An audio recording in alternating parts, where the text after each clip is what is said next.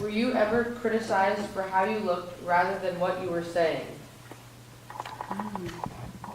Yeah, I grew up pretty much being a tomboy, solidly being a tomboy, I really know pretty much about it, and got a ton of flack. Why don't you wear a dress? Why don't you wear makeup? Why don't you do all this? Why don't you change the way you look to be more of the norm, basically is the message. And not just as a kid, even in my career, my previous career, I was told that, why don't you dress more feminine? Why don't you dress prettier? And I was an executive director of $1 million organization, $1 million feminist organization that served women and children, but still told by other leaders that I needed to dress more feminine and prettier. So yeah, all the time. Absolutely. Yeah, no, I have, because I have been either in the media or a media spokesperson for most of my career, the way that I dress has often been a subject of discussion, sometimes, for valid reasons, but I mean, like, you don't want to wear stripes on TV, busy, click this things. But I had a woman that had been hired by an organization that I worked for to come in and help coach us. And she had been working with media representatives for her whole career. This was,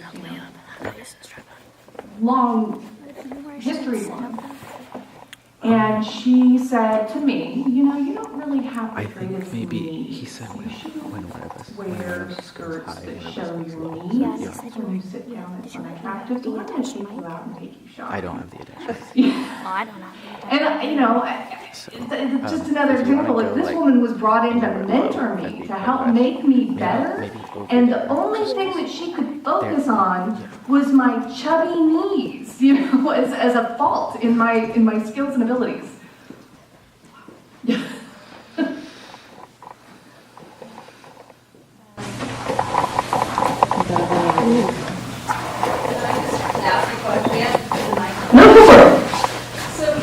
we were talking tonight at dinner about some of our experiences, just and we don't have, high-end jobs or whatever, but why are so many men not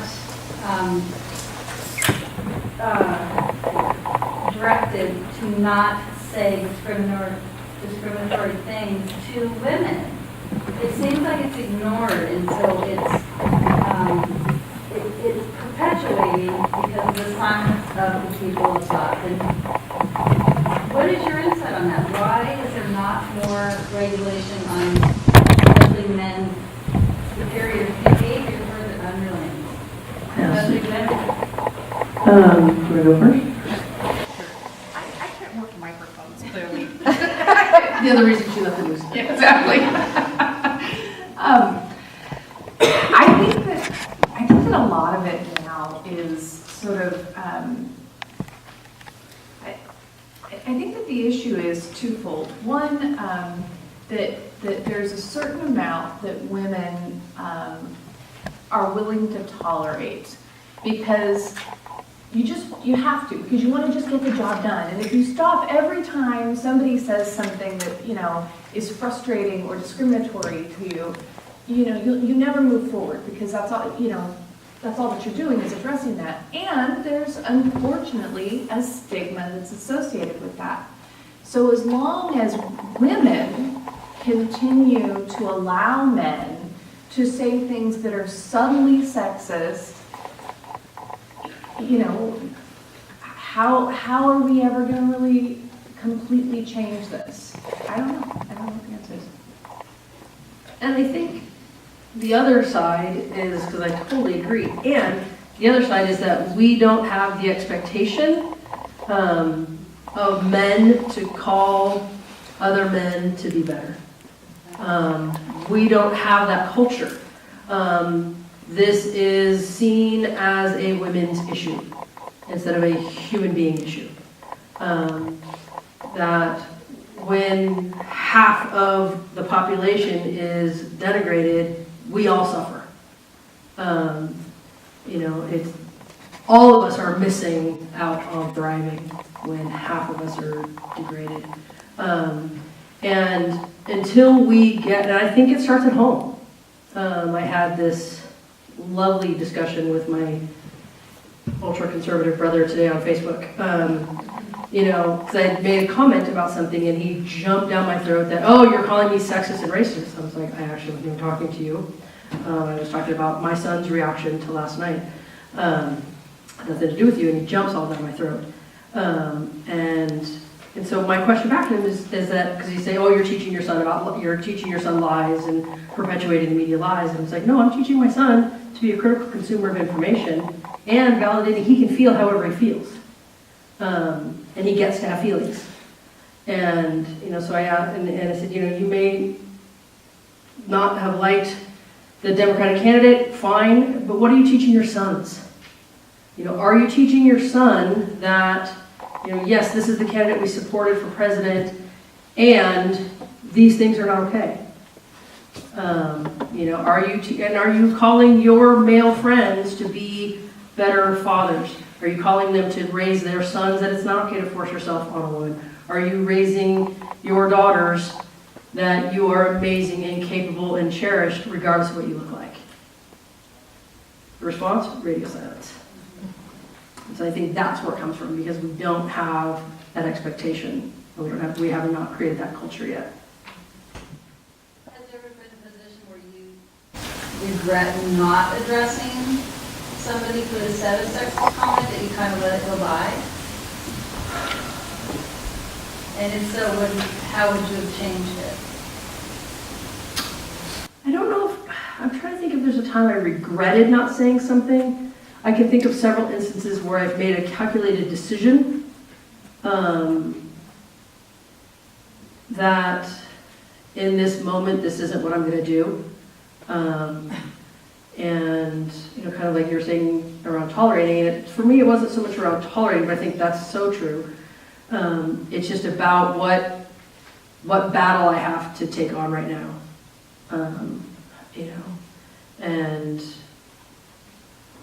And hindsight being as useful as it is for flogging yourself on the way home from any situation, I would say both are true for me, that there's times I wish I would have reacted or responded, and then there's also times when I wish I would have reacted differently, where I've totally come unhinged and lost my cool, therefore no learning goes on either part. And there's times when I didn't react as strongly as I would. If I had time to sit down and, make a plan, then this is how emotionally intelligent and brilliant it would have been. But since we just react at times, I guess it's really brilliant or helpful. Yeah. I have the mic. Hello. Thank you for doing this. I was really enjoying the show. I am an engineer. I was an engineer in my career, and because of that, I had a lot of complex relationships both with males and females and the engineering side of things, as well as management and other things. Is kind of more along the lines of us kind of working together on this, making things a little better. And I've a long time been worried about girls dressing sexily in school.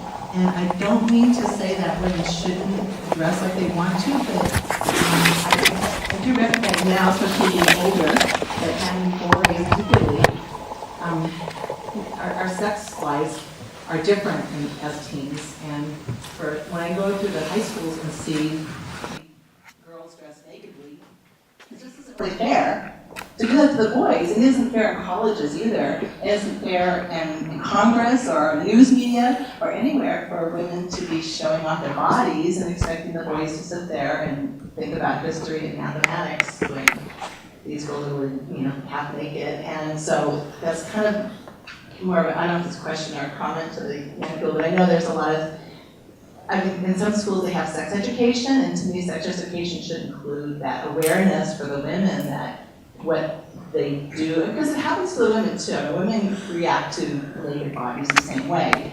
And we're so inundated with porn constantly, as I said in the movie, I mean, it's just morning and not until night everywhere we go, and I just think it'd be nice as you know, we could kind of tone it down a little bit. I'm not trying to be a prude because I'm definitely not, but I'm just trying to say that I hope that the students start to be more aware of what they're doing to each other. And that's what I mean by working together on this.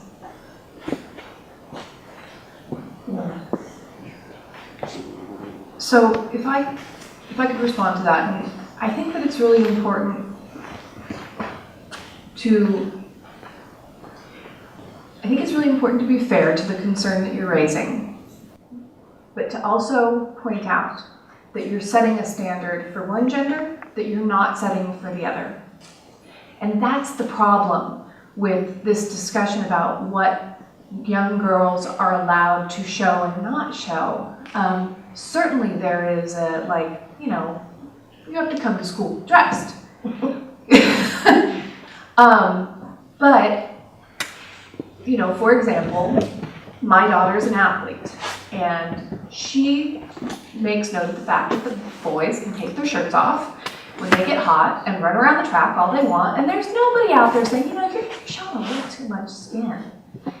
And I would say, you know, by that same standard that you're raising, that's, you know, shouldn't that also be an issue?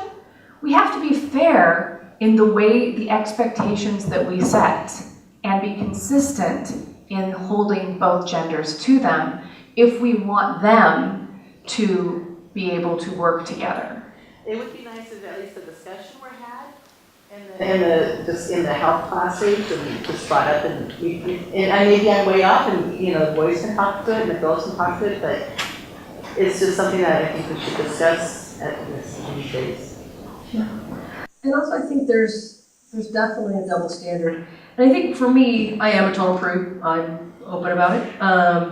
And I wonder where modesty became demonized, where modesty became a bad thing. And I don't believe in modesty that we should be ashamed of our bodies and cover up our bodies. I think we're amazing, and our bodies aren't for everybody. And I think that people should be able to dress how they want to dress. Where I have an issue with that is when my value comes from how I dress. I mentioned my 5-year-old. When I go take her clothes shopping, it is virtually impossible to find her shorts with an inseam longer than about this. That's at 5. That's exactly what that's part of the awareness. And it's not how she wants to, you know, so we've got to, and I have to look long and hard. And so our culture has created this norm of how girls should and women should dress. If you're a real woman, if you're to have value, if you're to be beautiful, if you're to be sexy. And being beautiful and sexy is where we're told our value is, unfortunately. And there's nothing wrong with being beautiful and being sexy. Great. And your value is so much more than that. And to tag one last thing is that we are responsible for our own behavior, and I don't care if she's sitting here naked. I'm responsible for how I respond and what I do. Yes, we're not 15 and our frontal lobes are fully developed. So yes, I understand that that is an issue as well. Because all of you that are under 23, your brains aren't done yet. But I think even at the high school level, we're responsible for our own behavior and our own choices. And I don't want to hold girls responsible. Girls aren't a distraction. I would rather them look and self-reflect and value themselves and how I choose to dress, because this is how I want to dress, not because this is how I want to dress so I'm seen and noticed, either by males or females. But this is how I feel, and this is how I feel good, and this is how I cherish me. I think I'm next. My question is, as successful women, what advice would you have for younger women that are stepping into leadership?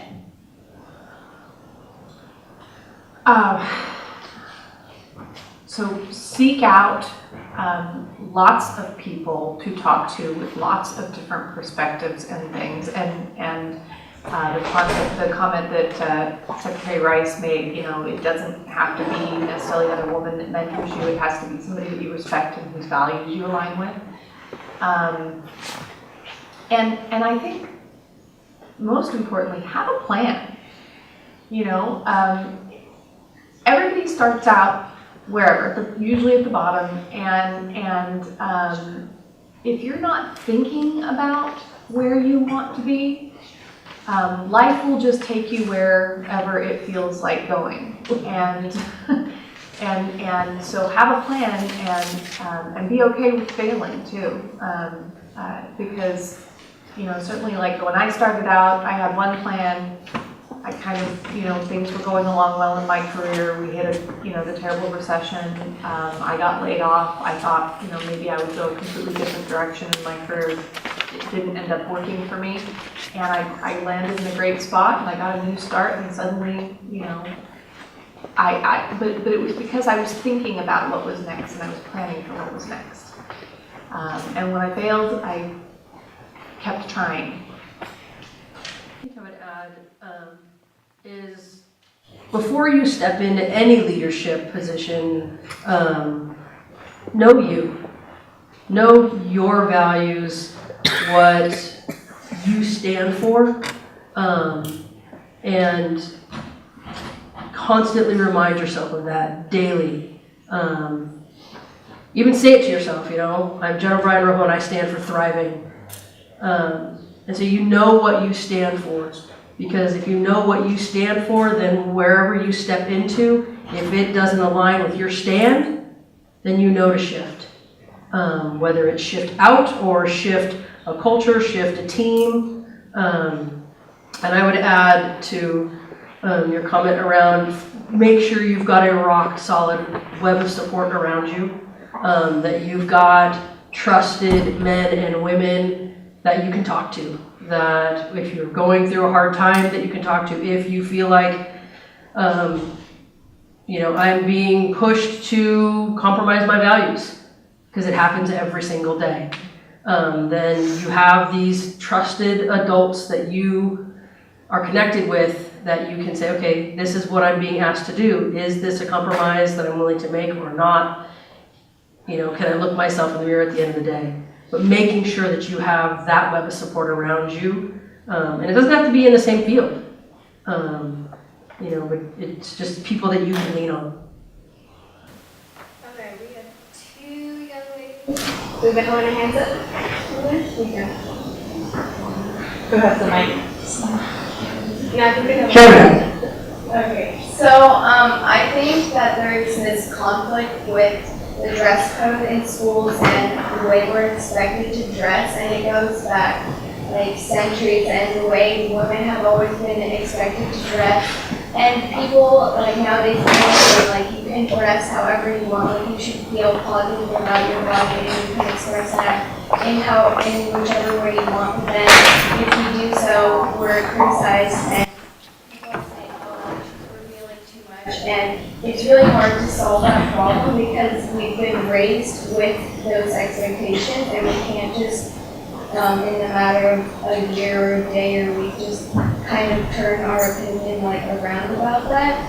So I think it's just really hard for us at this point to properly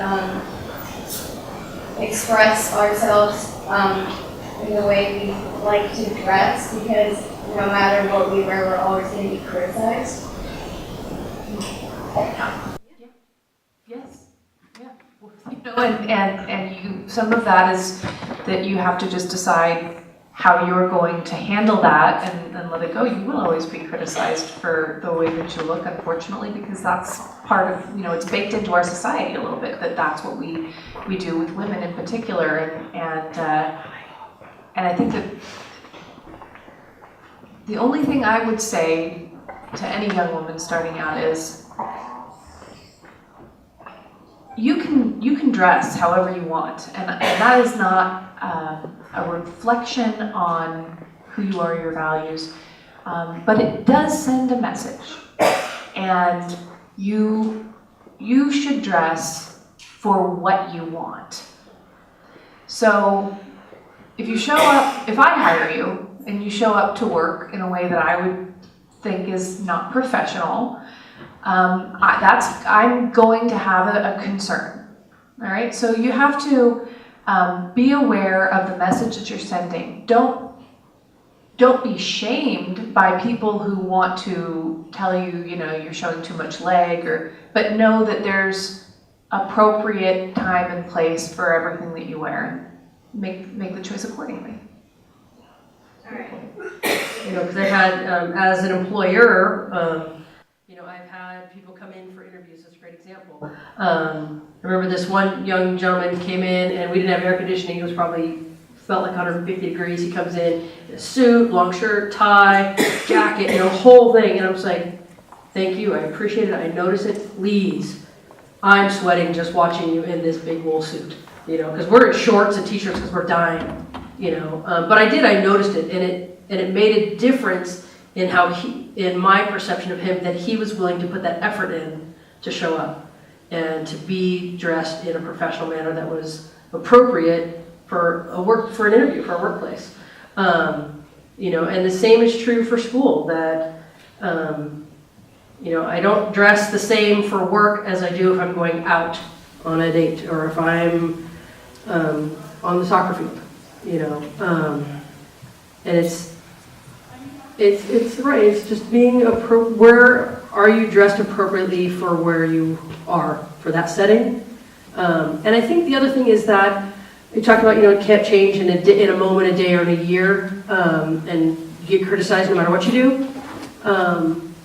My suggestion for all of us would be to let it stop with us, is that, one, don't shame yourself, and don't shame one another.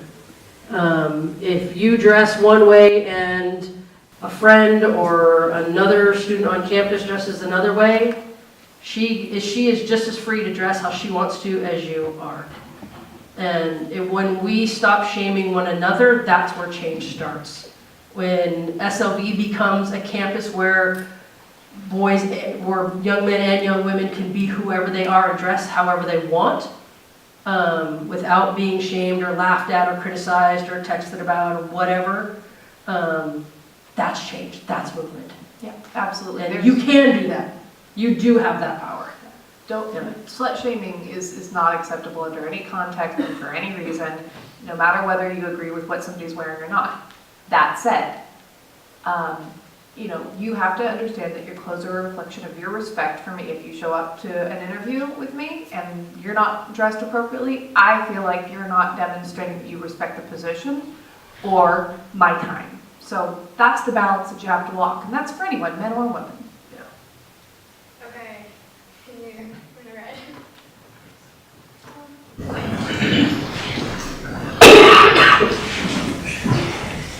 Do you think that dress codes, especially having a effect, especially on teenage girls and young girls, especially? I remember being a 12-year-old, I was just started to wearing tank tops in school. 12 years old, and I was told I could wear something. And I think that dresses, especially as and not only in society to be how people should dress, school imposed dress codes and dress codes and being pulled out of class for wearing something that is viewed as inappropriate. I have seen in my school and across the country happen far more often to girls. Girls are much more often pulled out of class for wearing something that is inappropriate than guys are. And oftentimes, the person coming to class will pull that girl out of class and they will completely disregard the fact that there is a guy sitting right in front of him sagging his pants past his butt. Which is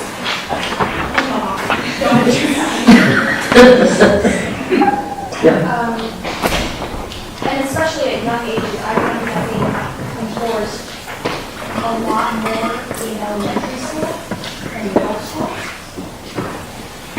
which says something about society itself. You're hypersexualizing the body of a pretty pubescent girl and telling her she can't wear something. Why do do you think that this is something that's okay? I don't think it's okay for it to happen. And I agree, most school-imposed dress codes are very sexist. There is absolutely a double standard, around how much you can reveal, how much, how much leg can be showing. I don't know what SLV's dress code is today, and when I was here, graduated in 19. That's a long time ago, because that sentence started with 19. But 1987. And we were having debates about the dress code then. And it was interesting, we actually had a little reversal on the dress code where, as girls, we were allowed to wear sweats, but boys weren't. And this was before like the sweats y'all wear now with the soccer sweats with the 3 stripes down the sides. This was like your cotton sweats, and boys weren't allowed to wear those because apparently it was unattractive, and that wasn't okay either. But the vast majority of dress codes are absolutely geared toward girls, school-imposed dress codes, and I don't think it's okay. And I believe it's wrong to shame a girl in class, to come pull you out of class. And I think if we want to connect as adults, for us adults in the room, if we want to connect with our kids, then having a conversation with a girl about why, this is the dress code, and is there a reason for that dress code other than just adult-based fear, or society-based fear, or society-based sexism? Is there a logical reason? Because for every teen I've worked with, that when there's a logical reason behind something, even if they don't agree with it, they can at least understand and respect it. But when it's just arbitrarily imposed, and this is what it is, we don't care what you think, this is what it is, too bad, and we're going to yank you out of class, you're not going to respect that, because it's not respectful of who you are as a human being. What does that say to a girl? What do you think that says to a girl about how important her education is compared to ours? Well, I think it says exactly what you feel like it says, that you should spend more time being concerned with your, being properly attired in a way that satisfies the people around you, and I think it also sends the message to boys that, again, they don't have to be responsible for themselves, because that's the notion here that we're trying to fix, that it's a distraction when you have someone in class who might be wearing something considered revealing, and therefore we need to protect the other people from the distraction that you represent without saying you need to figure out how not to be distracted. That's a conversation that has to happen both ways. I would just like to add to that it kind of points to the conversations around when sexual assaults happen. The first question that is asked is, what were you wearing? Or what was she wearing? It misplaces the responsibility from, the person who is doing things versus the person who is Right. Absolutely. Adding on to that, why should guys think with what's in their pants instead of thinking with what's up here? Say that again, what you guys what? Why should guys think with what's in their pants as to what's in their head? Why should women be distracting men by wearing shorts, whereas men should be thinking about what's going on around them instead of what the girl is wearing? They shouldn't, and they're raised to. I don't know if we're going to screen the companion to this film, which is called The Mask We Live In, but our boys are raised to. From a very young age, they are indoctrinated with the message that we are there for them to look at. Doesn't mean we don't hold them accountable for that and be in this together to figure it out and to solve it. But we train them. It's okay. Pick on my brother again, my oldest, I'm the oldest of 6. He was driving down the street, my nephew, who is now 14, I think it was like 12 at the time, driving down the street, and he looked there was a homeless woman sleeping like in a little doorway, and he's like, oh, look at that homeless woman. My 11-year-old nephew said, oh, is she hot? And my brother laughed. That's not a laughing moment, that was a teachable moment. But at 11, he had already gotten that message, it wasn't about her being homeless, it wasn't about her sleeping in a doorway. His whether he should look or pay attention was based on her hotness. And I think we have to be better at how we raise our boys. And like I said earlier, is creating a culture that they can be boys and men without without degrading women. And that doesn't make them less of a man. But that message is few and far between. Okay, we have time for 2 more questions. Male. Yes. I'll risk it. So the part in that video where it said that something like 86% of the money that's spent in the US is in the hands of women. And it's always struck me as strange that the bulk of fashion magazines, makeup magazines are aimed at women with images that perpetuate this stereotype of the Photoshop woman being the thing. What do you think you've done to stop that? It strikes me that if 86% of the money disappeared from the fashion magazines, all of a sudden the fashion magazines would change what they were doing. It's a capitalist society. Do you think, how do you think you can achieve that? It goes back to the young woman that was back here. When we stop doing this to one another, when we create together, not only us as women, girls and women, but with boys and men, when we can stop on an individual basis, then it trickles up. It will bleed over to our media because we'll stop tolerating it. When we stop accepting that social norm, that we have, as women, we have to be decorated. But we haven't shifted. We haven't created enough of an awareness to shift. We made progress, and we're kind of doing this bunny hop thing to where we made progress. We were probably further down the path in the 80s than we are now because there's been kind of this flip. But we still have this dichotomy of what we expect of girls and women versus boys and men. And we have to, this is one way we do this. We talk about it, we identify it, and we get uncomfortable. We watch films like this as men, as women, and we get uncomfortable with it, and we are brave enough to have these conversations. That's how we stop it. But it's it is still very real. If you Google boys' life, girls' life, so there's a magazine called Boys' Life, and there's a magazine called Girls' Life. There's summer issues sitting on the media stands side by side. The boys was about your best future and what you want out of life, and the girls was about your first kiss and rocking the first day of school, beauty-wise. In 2000, it was August 2016, side by side. And so until that's unacceptable to us, we won't change. We have to change that. Yeah. Well, and I think that young women have to take some responsibility for that themselves too. If you want to participate in change, you cannot support the very thing that is,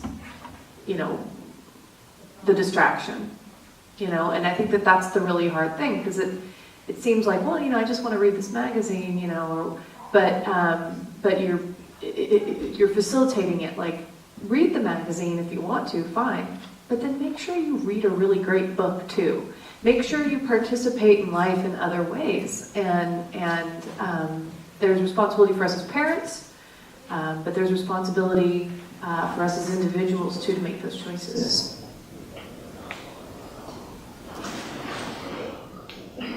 Brandon. I'm gonna comment on, like, backtrack a little bit. Back to the whole, like, dudes, like, think with their pants and, like, girls use their mind and whatnot. Like, that's not really one-sided that much. Like, personally, I don't do that at all. Like, and then on the other side, I've seen my girls do that too. And I'm not saying it's not an issue at all. It's predominantly more dudes. They do not represent in a positive way. But I don't think it's just one-sided, because I like have a sister who's same age and like only watching a TV show with hot guys in it. So Hashtag not all men, right? yeah, pretty much. Yeah, no, as males, you don't have a monopoly on objectifying, you know, and at the same time, it is vastly, it's not a monopoly, but it is vastly more. And at the same time, when a woman gets objectified, there's a different feeling than, you know, if a girl on this campus and a bunch of guys walk by and make comments to her, very often it's uncomfortable. Versus from every guy I've ever talked to, if he's standing there and a bunch of girls walk by and tell him he's beautiful, not beautiful, but if he's, you know, that he's, you know, buff or that he's hot or whatever, that doesn't typically come, and I've never, and it may for some guys, but I've never met any yet, and it doesn't say that they're not that, but that doesn't bring up uncomfortable feelings. It's an ego boost for every guy I've ever talked to. That, yeah, I love that, you know, that guys that are super physically fit and they work out, and when girls notice that, they love it. And it's not that girls who work out and are beautiful by whatever standard they're working on don't like for people, it's not that we don't necessarily want to be noticed for that, but there's a different dynamic at work. And I agree with you, no, not all men. Absolutely not. And we need good men to raise the bar for other men. Definitely not all men, but and I'm going to say a couple of things that are probably a little divisive, so I'm sorry. But first of all, not all men, but if you're not a sexist as a man or haven't done something sexist, you're probably sexist adjacent, because you probably know a guy or have been around a guy who did. And if you didn't take that opportunity to go, hey, not cool, not acceptable, then you may not be the problem yourself, but you're participating in the problem. And the other thing that I'm going to say, and this is the part that's, you know, maybe not going to be so popular, but I don't believe in reverse-isms, because racism, sexism, those things exist because there is a part of the population that does not have power, and there is a part of the population that does have power. And if you are in the part of the population that does have power, even if you experience discrimination, which you can, a white man can be discriminated against, but you cannot experience sexism, because sexism is about a minority part of the population that, well, actually women are in the majority, frankly, but we're treated as a minority, part of the population that doesn't have the same power that you do.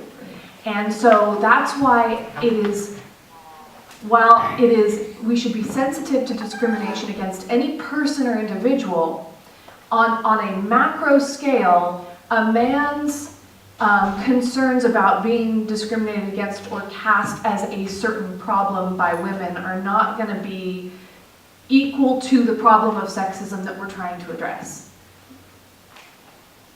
Thanks, Jayme. You said it better than I could have. We have time for one more question. Never mind, yes?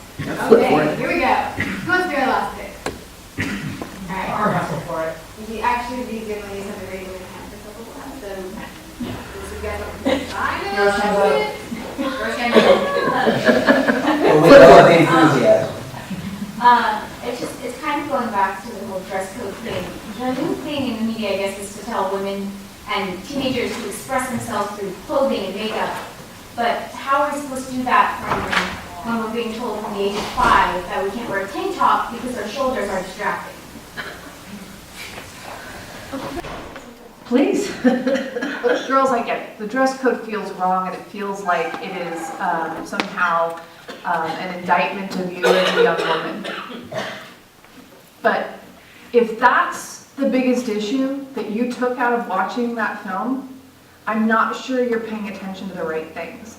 Because whether or not you show your shoulders is not going to be a factor later on in your life. But the choices that you make, the priorities that you make for yourself as a woman and what you're going to do in our community, that's what really matters here. So I get it.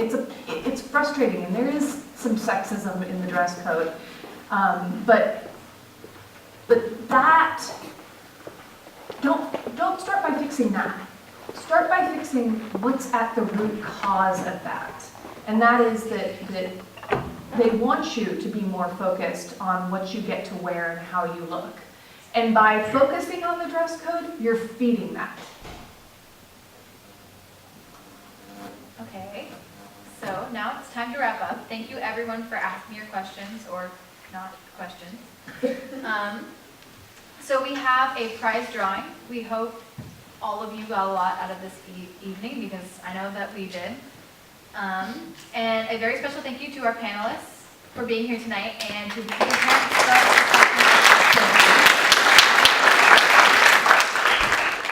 Small Business Consulting specializes in business law, tax preparation, payroll, business entity, planning, and QuickBooks. Small Business Consulting has been in business since 1967. You can find us at 5401 Scotts Valley Drive, Scotts Valley, CA 95066. You can reach us at our email at admin@smallbusinessconsultinginc.net, or you can call us at 831-438-1440. That's 831-438-1440. It Works products, much more than weight loss. Detoxify and improve your health from the inside out. Do you have chronic pain, acid reflux, irregularity, addictions and cravings, mental, physical, or emotional stress, hot flashes, arthritis, eczema or psoriasis, cold sores, rashes, low libido, gout, ADD, ADHD, migraines, hypoactive thyroid, diabetes, or high blood pressure? Then It Works products are the products for you. You can reach us at 800-581-5469. That's 800-581-5469. Or you can go to our World Incorporations at 908 Riverside Drive, Palmetto, Florida. That's 908 Riverside Drive, Palmetto, Florida. Are you ready for a change?